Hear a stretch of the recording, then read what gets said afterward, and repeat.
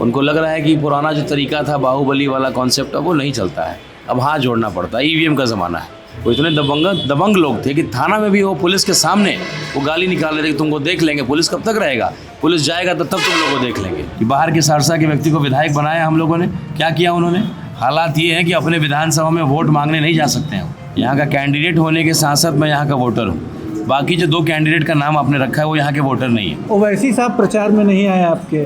बिल्कुल, ओवैसी साहब प्रचार में आ रहे हैं। अच्छा। और ओवैसी साहब का आना बहुत गुप्त रूप से हम लोग उसको रखते हैं, क्योंकि कई बार उनके ऊपर गोलियां चल चुकी हैं। आरजेडी से बहुत नाराज़गी है यहाँ के अक़लियत समाज में। देखो, मैं क्षत्रिय धर्म निभाने निकला हूँ। शिवहर में एक हिंदू के पीछे पूरा मुसलमान खड़ा है और सिवान में एक मुस्लिम के पीछे पूरा हिंदू समाज खड़ा होता चला जा रहा है। ये दो फैसला बिहार की तस्वीर बदलने जा रहा है। नमस्कार, जन मीडिया न्यूज़ से मैं कमलेश। जन मीडिया न्यूज़ की टीम अभी शिवहर लोकसभा क्षेत्र के चुनावी दौरे पर है। हम लोग शिवहर में AIMIM के प्रत्याशी राणा रणजीत जी के चुनावी कार्यालय में हैं और हमारे साथ हैं राणा रणजीत जी। हम लोग उनसे बात करेंगे कि आखिर शिवहर लोकसभा क्षेत्र में चुनाव लड़ने के उनके मुद्दे क्या है और आने वाले समय के लिए उनके पास क्या विज़न डॉक्यूमेंट है। राणा रणजीत जी, ये बताइए कि शिवहर से चुनाव जो लोग लड़ रहे हैं, जैसे लवली आनंद जी हैं या फिर ऋतु जायसवाल जी हैं, आप हैं, आप अपने आप को किस तरह से बाकी प्रत्याशियों से अलग समझते हैं? देखिए, सबसे अलग बात तो ये है कि मैं शिवहर संसदीय क्षेत्र का वोटर भी हूँ।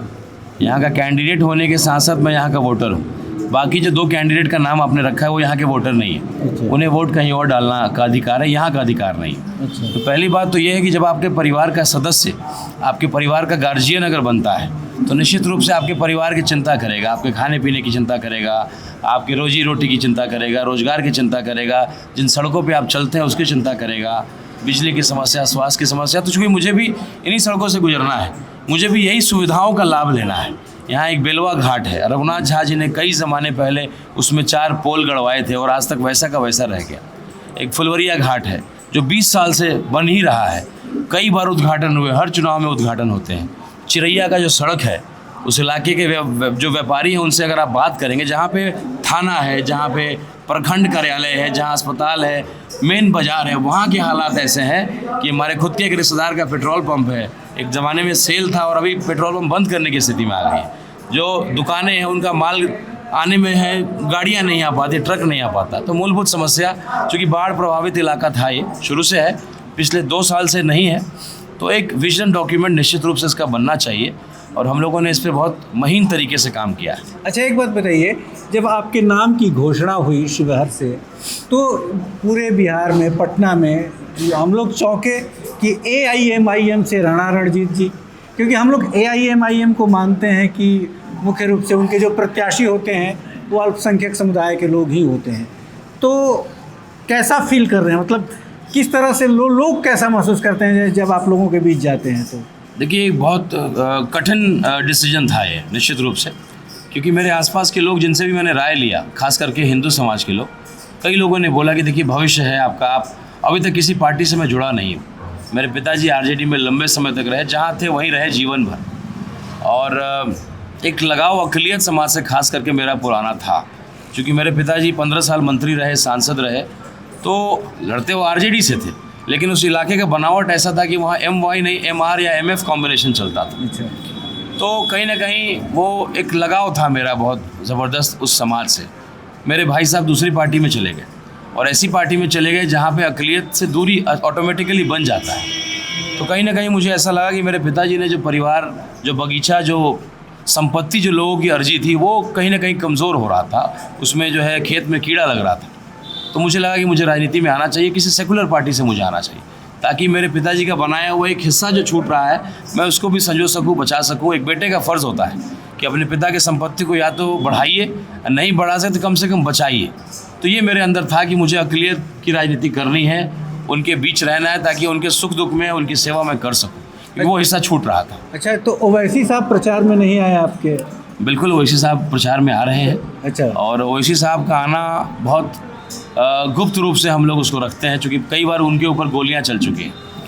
एक सही मायने में अगर बताइए, एक बैरिस्टर साहब हैं और मैंने उनको बोला कि आप किशनगंज में जितना मेहनत करते हैं, चंपारण की धरती ने पहले बैरिस्टर साहब को जो मोहनदास करमचंद गांधी के रूप में आए थे, उनको चंपारण की धरती ने महात्मा का उपाधि दिया और पूरे विश्व में शांति से क्रांति के लिए जो है जाने जाते हैं।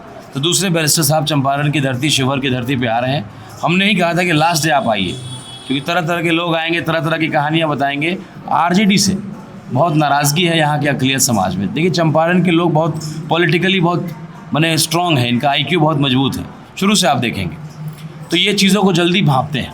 तो यहाँ जो स्थिति है, दो कारण है। एक तो शहाबुद्दीन साहब के परिवार के साथ नज़रअंदाज जो किया उनको, और दूसरा अक़लियत ने बोला कि मात्र 2 टिकट क्यों।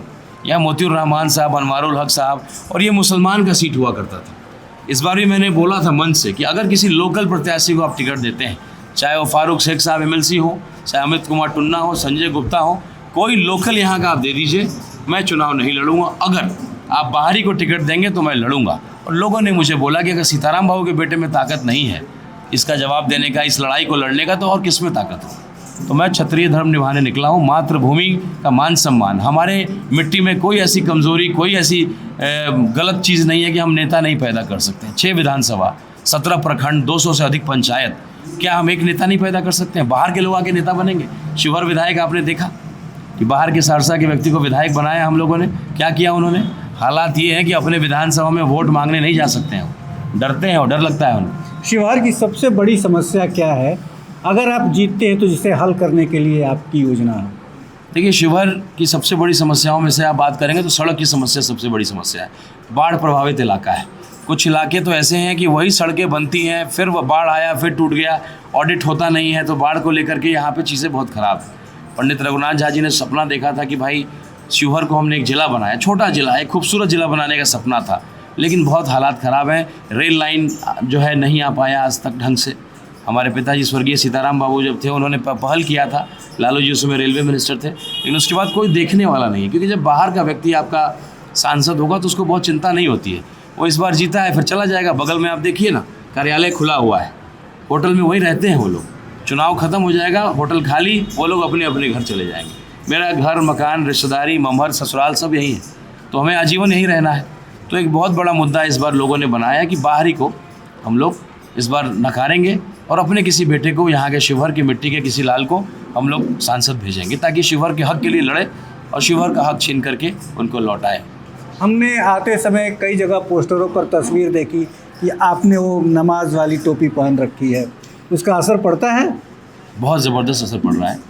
और मुझे ओवैसी साहब ने ये वादा मुझसे लिया कि आप पढ़े लिखे व्यक्ति हैं, MBA इंजीनियरिंग किया है, आपने देश दुनिया देखा हुआ है, ज़मीनी हकीकत को भी आप समझते हैं, तो आप जैसा व्यक्ति ही इस जो जहर जो पनपाया गया है जो समाज में चुनावी रोटी सेकने के लिए, उसको आप जैसा नौजवान पढ़ा लिखा व्यक्ति ही तोड़ सकता है। उन्होंने तिलक लगा करके मुझे जीत का जो है टोपी पहना करके भेजा, मुझसे वादा लिया कि आप जाइए और लोगों को समझाइए।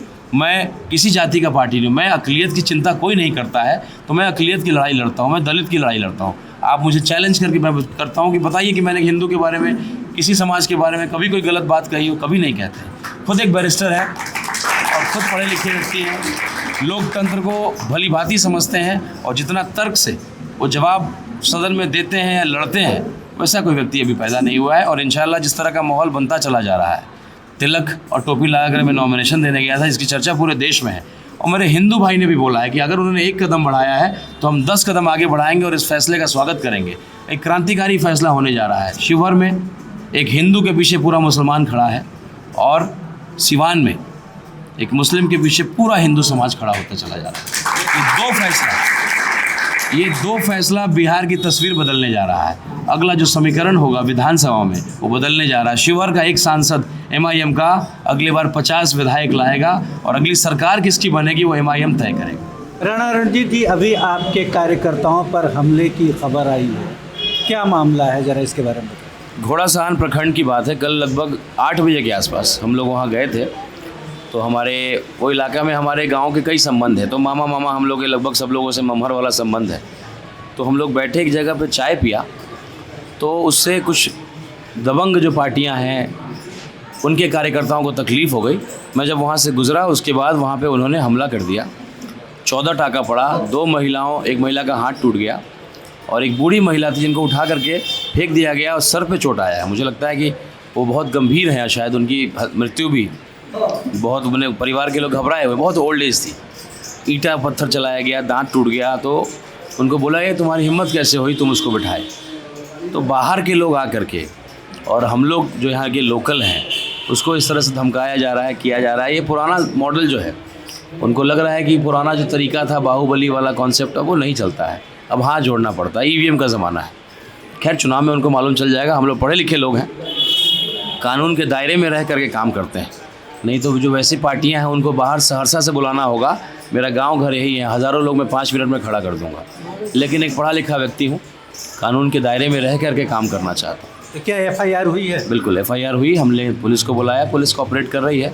वो इतने दबंग लोग थे कि थाना में भी वो पुलिस के सामने वो गाली निकाल रहे थे कि तुमको देख लेंगे। पुलिस कब तक रहेगा, पुलिस जाएगा तो तब तुम लोग को देख लेंगे। पुलिस ने स्वीकारा इस बात को और हमने कहा है कि पुलिस आप तुरंत इस पर कार्रवाई करिए, कुर्की करिए, उनको अरेस्ट करिए, नहीं तो ये जो है अब मेरे कार्यकर्ताओं का मनोबल डाउन किया जा रहा है। ये लोकतंत्र का जो है बड़ा बदसूरत चेहरा ये कल नज़र आया, लेकिन चुनाव का समय है इसलिए हम लोग बहुत इसमें आक्रामक रूप नहीं ले रहे हैं, लेकिन मुझे उम्मीद है कि पुलिस इस पर कार्रवाई करेगी। चलिए, जन मीडिया न्यूज़ की शुभकामनाएं आपके साथ। और आप अब एक बात मैं कहूं कि आप चुनाव लड़ रहे हैं AIMIM के टिकट पर, तो आपकी भाषा पर भी उसका असर दिखाई पड़ रहा है। आप बहुत अच्छी उर्दू बोल रहे हैं, आपको हमारी शुभकामनाएं। बहुत बहुत शुक्रिया।